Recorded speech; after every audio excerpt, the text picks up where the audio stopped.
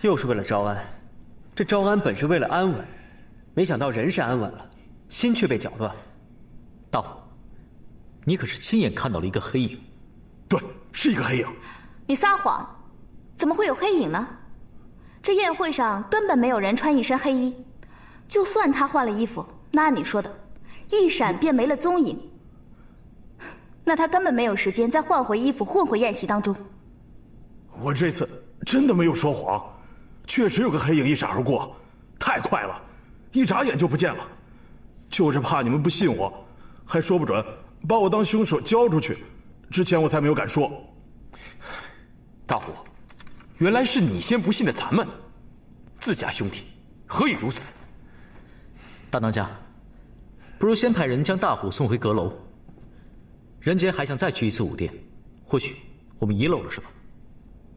好。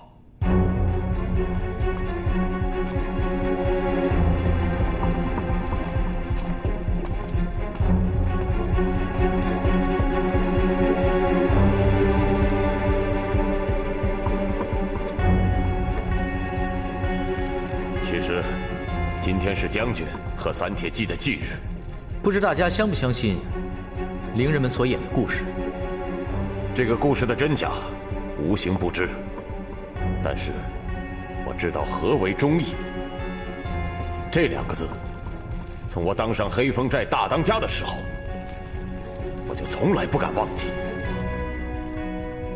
黑风寨这么多年，劫富济贫，从不错杀一人。飞鹰以为，即使伶人所演的故事是真的，那么这笔血债，也不该由黑风寨来承担。大哥、二哥，你们放心，狄仁杰一定会帮忙找出真凶的。是真有其事，还是有人编造故事另有图谋？到时候便知。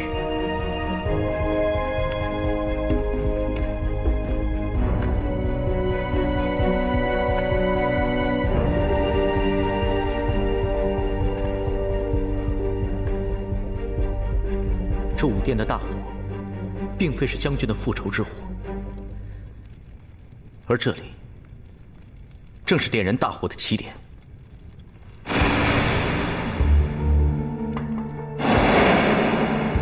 没错，大大。我记得这两边堆放了许多剑，但现在却都烧成了这样。烧得如此彻底，正因为这里就是大火的起点。接着，火势蔓延，但烧到了这里，就停住了。因为这里没有什么东西可烧了，况且守卫发现及时，进来救了火。真正救火的人，并非是守卫。这火是什么时候开始燃的？燃到了哪里？燃到了什么程度？都是事先已经有人设计好的。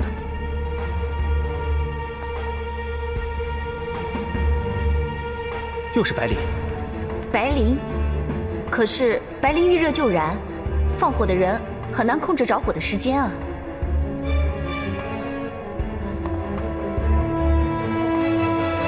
虽然是事先有人设计好的，但将其点燃的，并非是人。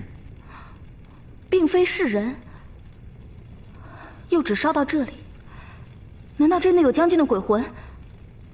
大哥，你不是说今天是将军的忌日吗？虽然将其点燃的并非是人，但也不是什么将军的鬼魂，而是这铜像的护心镜。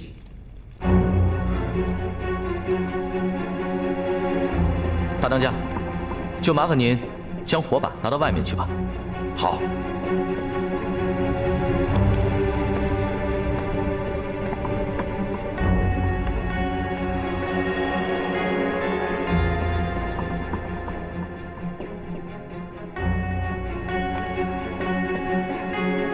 当时的护心镜和现在的差不多，白天的时候所有的东西都是亮的，所以不明显。大家看一下这边，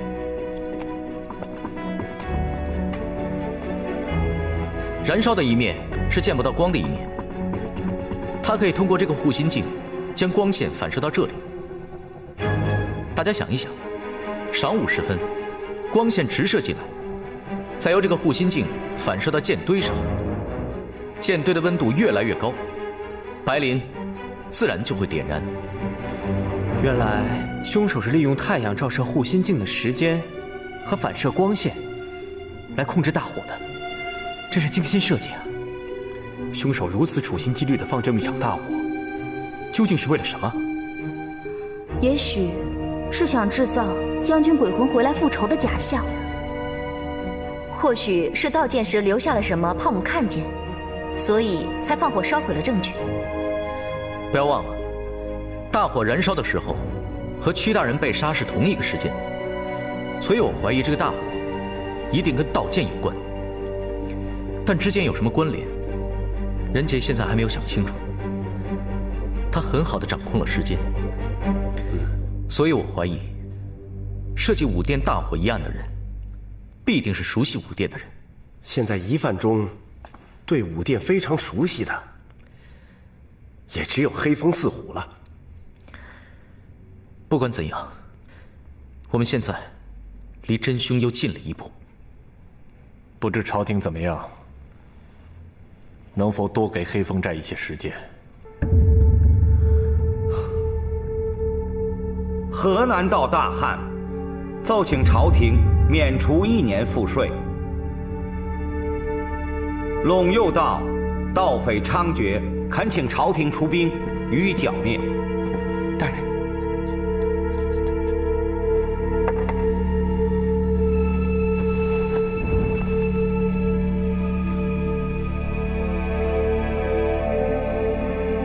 皇上，长孙大人求见。宣，是。宣长孙大人觐见。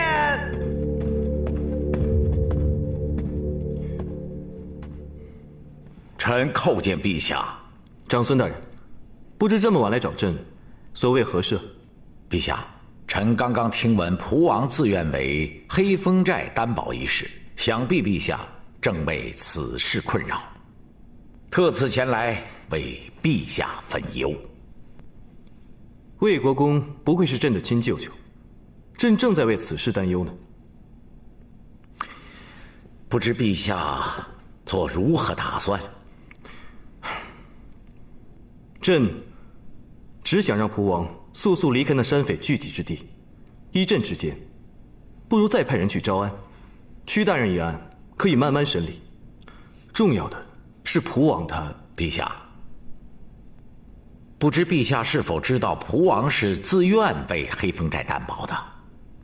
朕知道，蒲王为人一向宽厚仁义。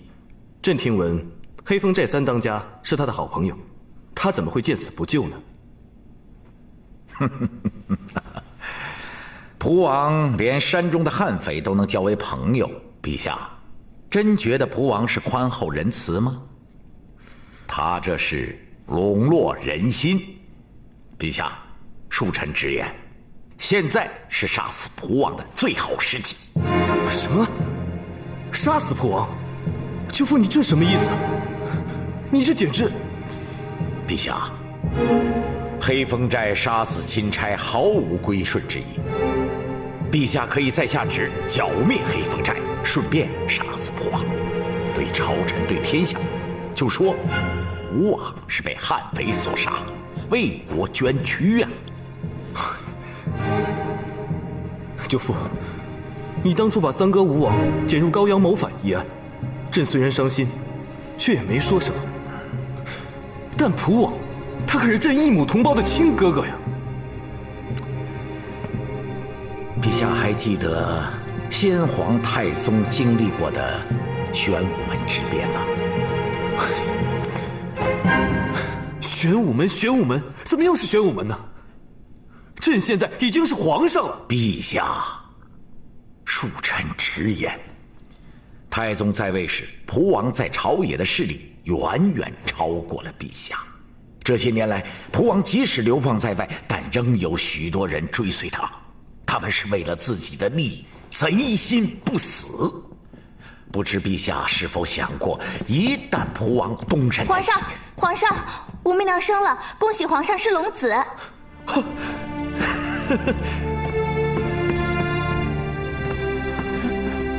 皇上。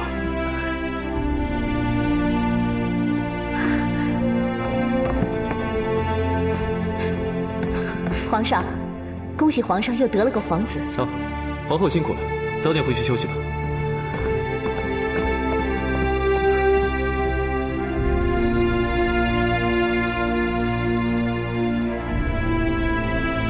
参见皇上。臣妾参见皇上。媚娘辛苦了。皇上，这个孩子得来不易。皇上，皇上给起个名字吧。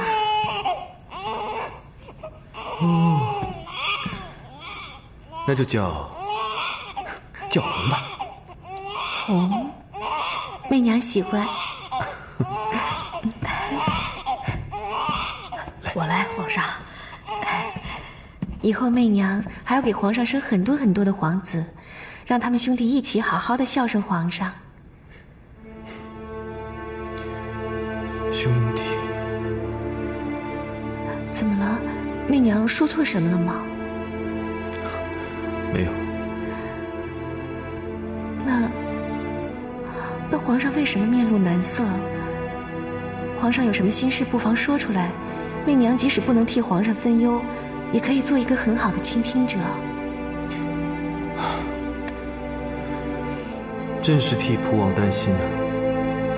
朕派去黑风寨招安的钦差离奇被杀，朕本来和大臣们决定要绞杀黑风寨，但是蒲王以自己做担保留在黑风寨，还要朝廷给他们3天时间找到真凶。那皇上是在犹豫要不要答应蒲王的请求？事关蒲王安危，朕本来决定答应了，但是刚刚长孙大人过来找朕，劝朕要警惕蒲王，还要朕趁机除掉蒲王。那皇上怎么想？媚娘，蒲王可是朕唯一的亲哥哥呀。皇上，臣妾不懂什么军国大事，皇上在别人眼中是至高无上的九五之尊，可是在媚娘眼里，你就是我的男人，是媚娘和孩儿的依靠。媚娘不想看着皇上伤心难过，所以不管什么事，皇上只要问一问自己的心，顺着自己的心意就好。媚娘不想让皇上做以后后悔的事情。啊，还有一句，人家说皇室无私事，这也正是皇室亲情更显可贵的地方。媚娘，你所言句句合朕的心意。媚娘倒有个建议。媚娘但说无妨。既然是疑案，不如让狄仁杰去查办，请皇上再相信狄大人一次。其实，狄仁杰此时正在黑风寨。那太好了，皇上就把此案全权交给狄大人查办，相信狄大人一定会查出真凶，并且确保蒲王的安全。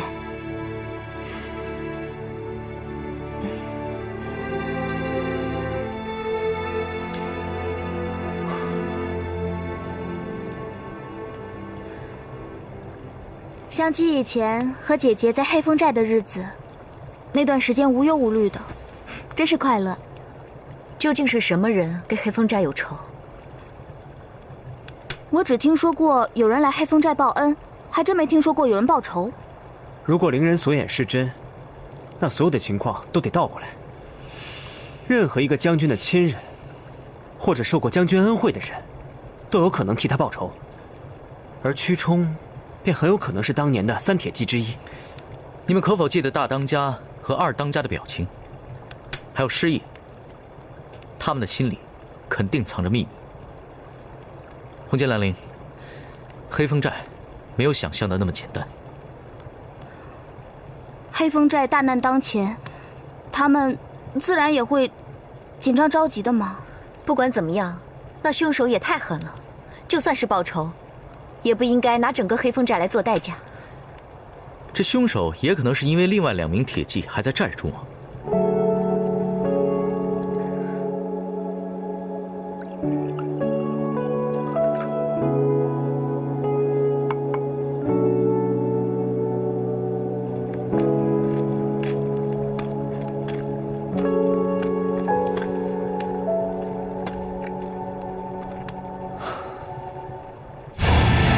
没想到你来慕容山庄学医只有短短2年时间，就进步如此神速，真是个难得的学医奇才啊！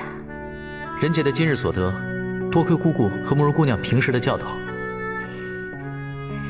狄仁杰，我想把慕容家家传的玄丝神针传授给你。不过，这祖上传下来的规矩，这门绝学可是不能传给外人的。姑姑，人杰没有觊觎绝学之心，只是希望能够把医术学好，以后可以治病救人，这样人杰就已经心满意足了。你是知道的，青子啊，是我慕容家唯一的骨血。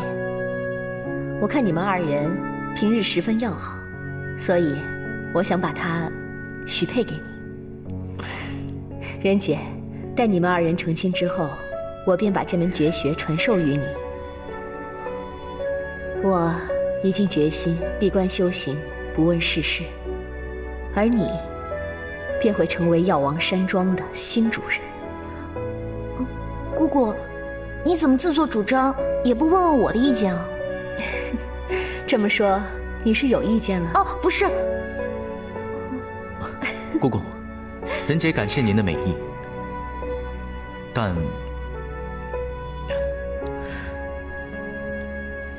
人杰没有办法留在药王山庄。我已经决定了，要去长安赶考，秉承父志，当一个为百姓做实事的好官。人杰来到药王山庄学医，也是为此。狄仁杰，我原以为你虽出身仕宦之家，却是个淡泊名利之人，可没想到你也是个追名逐利之徒。我告诉你，我药王山庄在江湖中地位非凡，庄园主人的地位与将相无异。况且呢，这江湖要比官场自由得多。二者取其一，你是个聪明人，我再给你些时间，好好想清楚吧。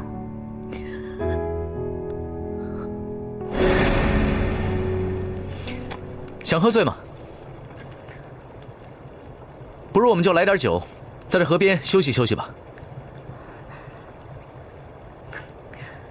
好啊，今晚我们就大醉一场，解解郁闷。哎，我知道哪里有酒，我去拿。狄仁杰说他很喜欢这天地醉，还说他从未醉得如此清醒优雅。来，青子，你也尝一尝。殿下，青儿不想喝茶，青儿想喝酒。青子，你知道本王从不饮酒，又到哪里去给你找酒啊？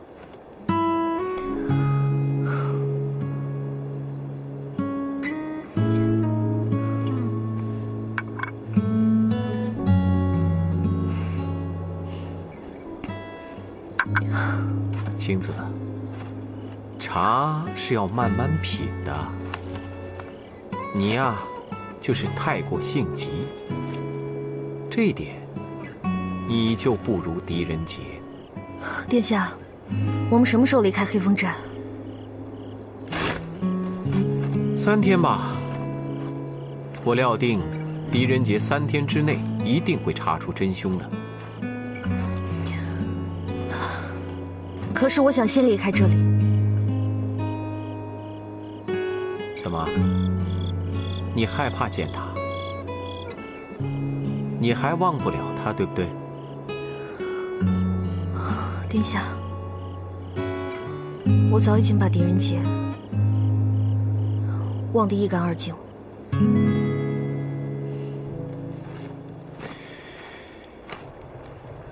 你说，如果这3把宝剑的故事是假的，那他为什么还要编一个如此忠义可嘉的故事来骗人呢？为了掩饰，也为了让自己的内心好过一些吧。春红为了分到招安的好处，却负了关胜的约，使关胜沦为嫌犯。黑大户表面上跟黑风寨所有人都打成一片，称兄道弟，义字当头。但是关键时刻，对黑风寨却一点都不信任。现在，就连黑风寨上下所有人都信奉的故事，都有可能是假的。哼，这世界还真是荒谬。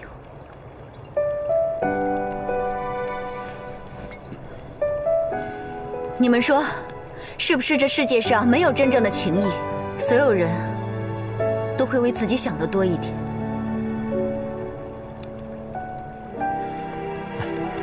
酒多伤身，这世间还是有真情的。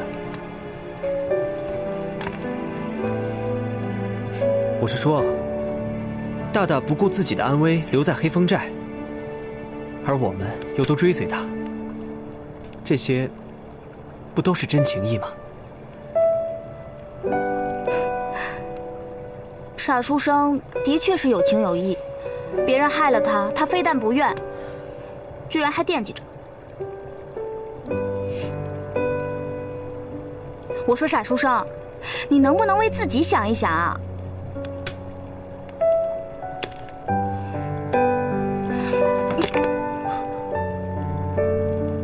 干嘛？我说，你能不能为自己想一想？也许当年我就是为自己想的太多了吧。你当年就是为自己想的太多，而辜负了心中喜欢的人。而这个人，就是慕容清，对吗？狄仁杰，你可以后悔。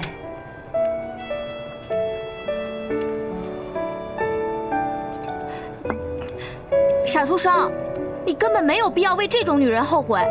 你放心，我们是无论如何都会跟着你的，我们永远都不会背叛你的，对不对啊？跟着我啊？那你们可要想清楚了。我好像不管走到哪里，都爱遇到麻烦事。你不是爱遇到麻烦事，你是爱管麻烦事。也就是因为这样，我们才心甘情愿地跟着你。对，我们就是要跟着你管麻烦事，做个麻烦人。不是，是做一个有情有义的人。来，我们干一个。干，干，干。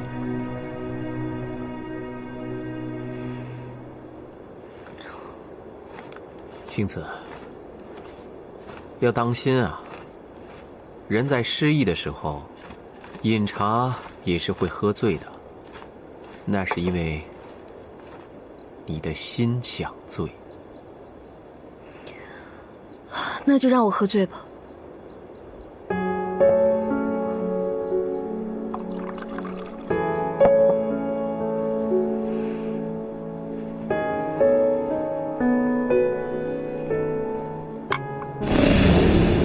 想喝醉吗？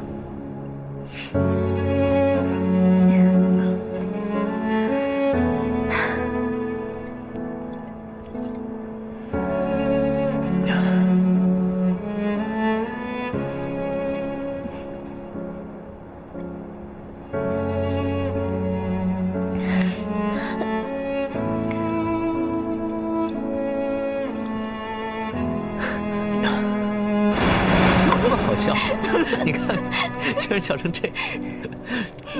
好笑。来，我们再喝一点。干杯，干杯。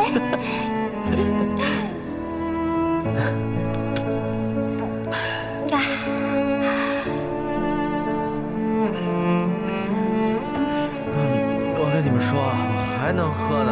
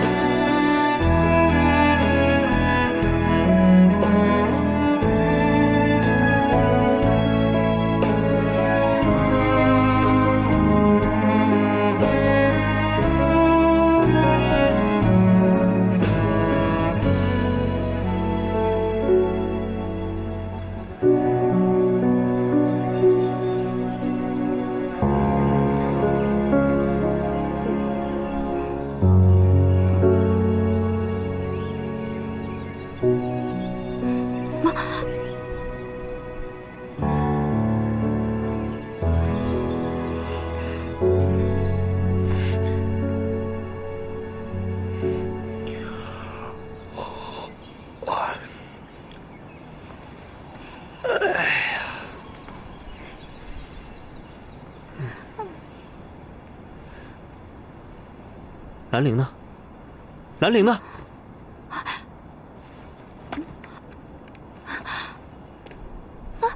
兰陵，沙书生，你快醒醒！兰陵姐姐不见了。兰陵，姐姐，兰陵，姐姐，狄大人，狄大人，大当家他被人杀死了。什么？大当家死了？没错，他被于长剑所杀。武殿当中的第2把宝剑已经出现了，大家都怀疑兰陵是凶手。什么？狄仁杰，大哥不是我杀的。别着急，慢慢把事情说清楚。有什么好说的？我亲眼看见他杀了大当家。人命关天，你可亲眼看见？实话实说，无论你是看到的还是听到的，不能有一丝差错。是二当家，我们到的时候看见大当家已经趴在那里了，身边只有他一个人在。大当家，是你杀了我们大当家的？我没有杀人，当时的确就我一个人在，可是我并没有杀死他。大哥对我有救命之恩，我飞兰陵一向恩仇分明，怎么会杀死他？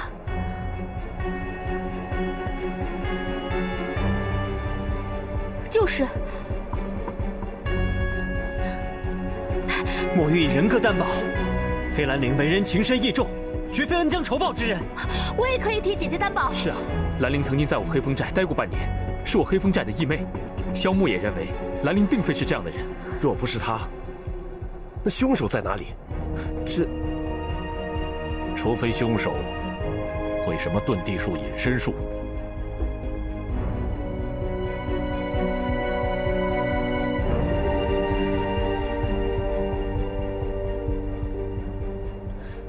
兰陵，我们不是一直在一起喝酒吗？你为何会到这儿来？是啊，兰陵姑娘，这个时候山寨内可是很少有人走动的。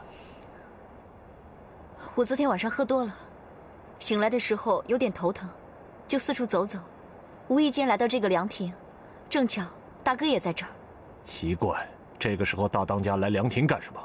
大哥说他约了人，我想可能是他的私事，便没有多问。